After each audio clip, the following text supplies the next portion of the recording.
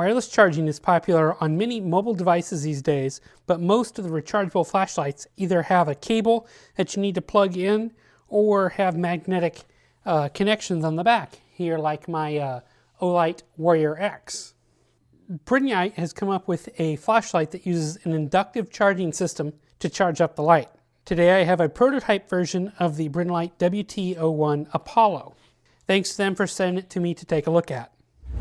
So the packaging my light came in isn't a representation of the final product, but this is, I'll roll in pictures here of what it looks like.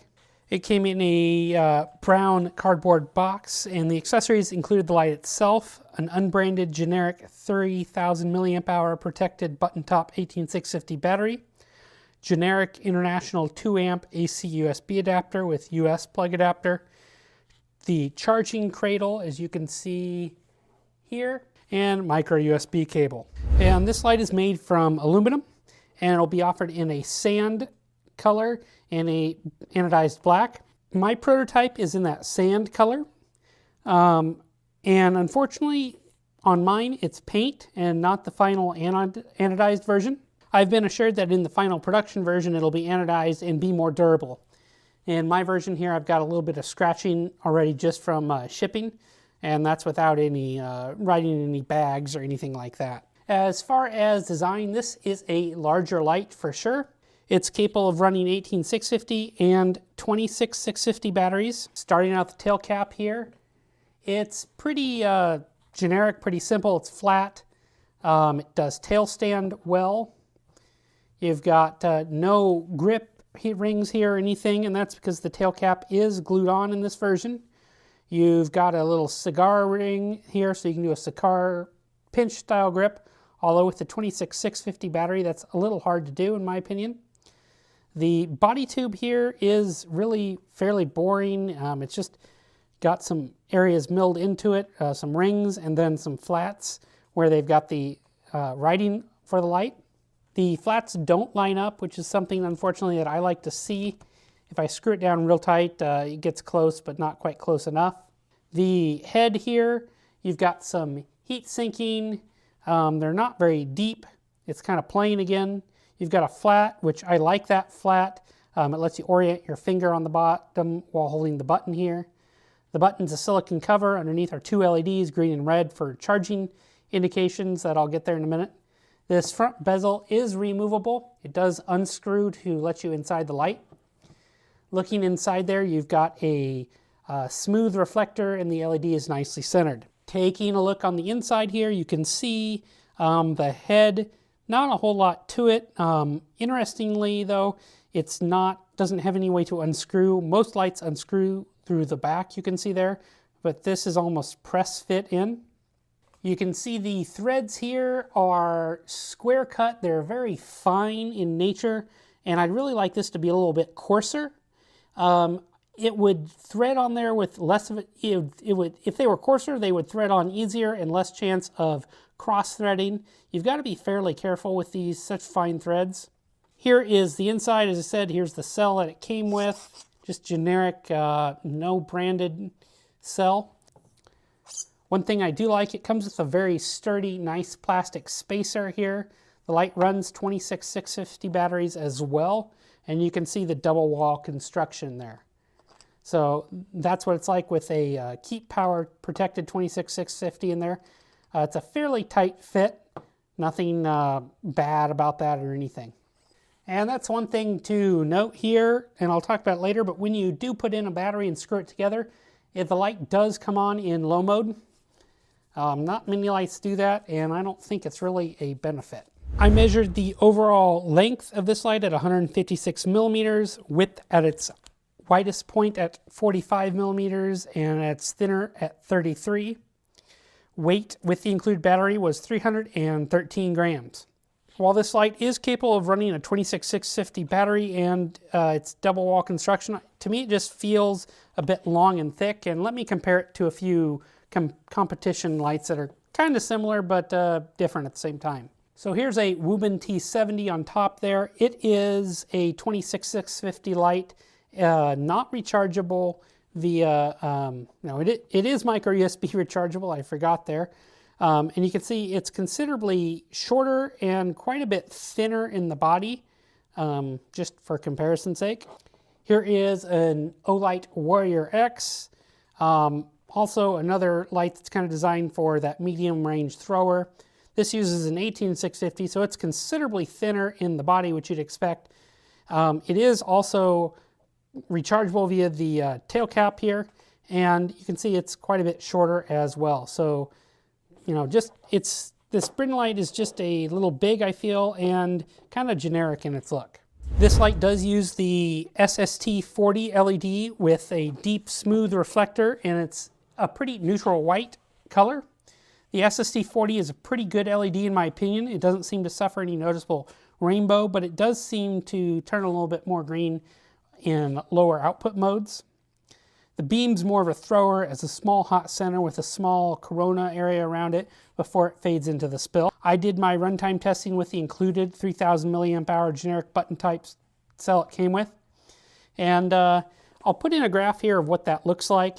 One thing that I was impressed with was how long the light ran on high and turbo. Most of these lights either time down after just a few minutes, and the Brinyte definitely seemed to go longer and not get as hot. Now I think that's a combination of that size. You have more thermal mass there to dissipate heat. So today I've got the Brinyte WT-01, and this is a prototype. It's running a luminous SST40 LED, and it's more of a thrower style light. And this is the brightness that the light comes in on in default. So you can see here, it's a fairly neutral white, nice tint to the beam. You can see it's definitely got a throw, but it's got some spill to it here as I go over. And it starts on its high mode, not turbo. And I come down to medium here, low. You can see here is my deck. We're all familiar with that. Off in the yard. So this isn't very many lumens, but it still throws decently well. And this is off.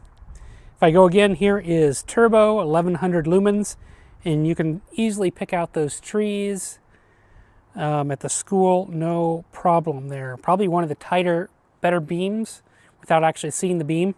I'm really liking this LED. It's a nice LED.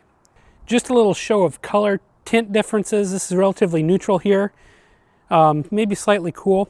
And I've got my MSR D4 with the Nisha LEDs here with the high CRI. And you can see it's just a little bit warmer tint to it. And there is the luminous SST.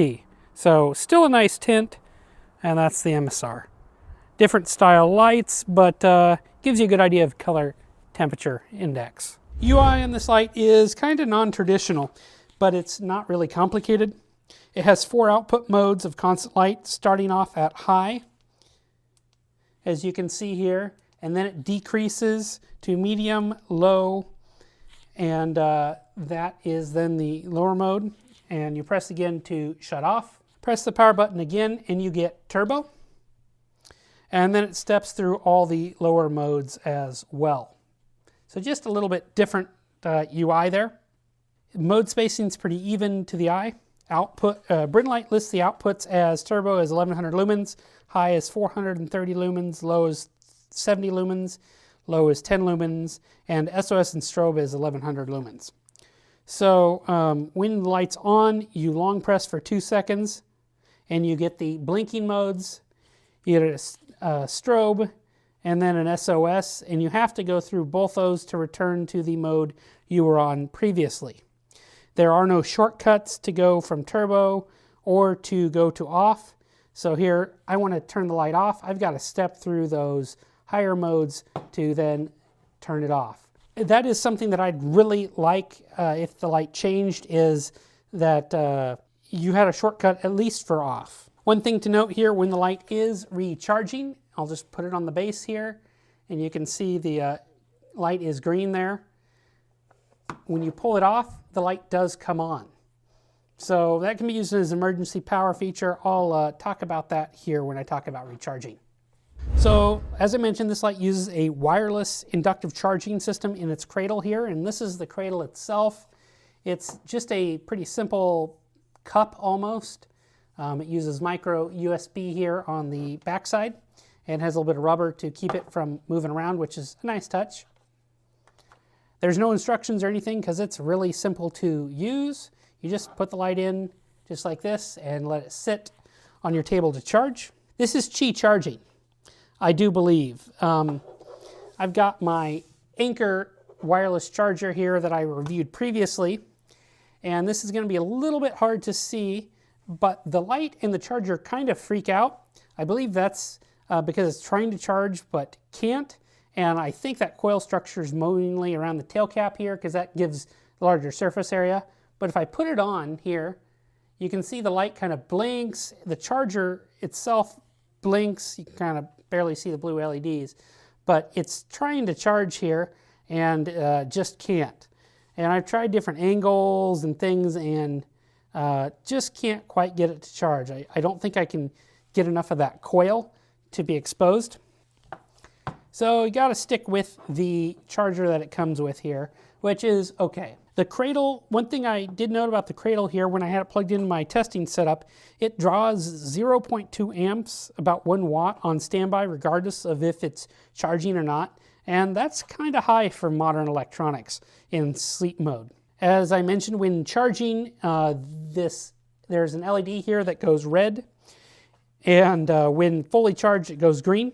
I observed a charge rate of 1.2 amps during charging, so a flat battery took 3 hours and 30 minutes to fully charge. The charging curve was pretty flat, not the usual taper at the end, which is a little bit strange. I did measure the cell when it was done, and it measured at 4.17 volts, which is acceptable. As I mentioned before, one feature I kind of like it, when we're charging here, you remove the charger, the light comes on automatically in low mode, or when the power is stopped, say you unplug the USB. I could see this being useful for, like in your house, if you were to lose mains power, it'd help you locate the light. So that's something to keep in mind. I don't know if I'll use this in my kitchen or maybe take it to work and leave it as kind of an emergency preparedness type light at work. So for me, the pros are, it uses an SST40 LED. That's a newer LED and one that I am enjoying so far. I like that there are colors being offered from the beginning, no special editions or things like that. Hopefully the anodizing will be more durable. And it's nice to see someone try inductive charging on a flashlight. For me, the cons are, it's kind of a chunky light. And personally, I don't find it very attractive. And the UI is just different. I'd like a long press to turn the light off, maybe a double click to go to turbo and a triple click to go to strobe. For me, that's a mode I like. So my conclusion is I like the idea of wireless charging that doesn't have exposed contacts if it doesn't cost you the light being larger. Design-wise, I feel like this light's just a little too generic for me. I don't love that the tail cap is glued in place, but understand why they're doing it. And I'd love to see them go back to the drawing board and try to reduce the overall length of this light and maybe add some more interesting design features. Like I mentioned, I like the emergency power feature of this light, and I think I'll either set it in my kitchen or maybe take it to work and use as kind of an emergency preparedness type light. So when the power goes off, it can easily be found. I'd like to see it at a minimum a UI tweak to allow you to shut off the light without cycling all the way through the other modes. It's fun taking a look at a prototype light. That's not something I get to do every day. And now let's see if Brinyte makes any changes to the production version before I can definitely give it a recommendation or not. Thanks for watching this video, guys. If you've got any questions, please leave them in the comments below and I'll do my best to answer them. And let me know if you'd like to see more videos about prototype flashlights.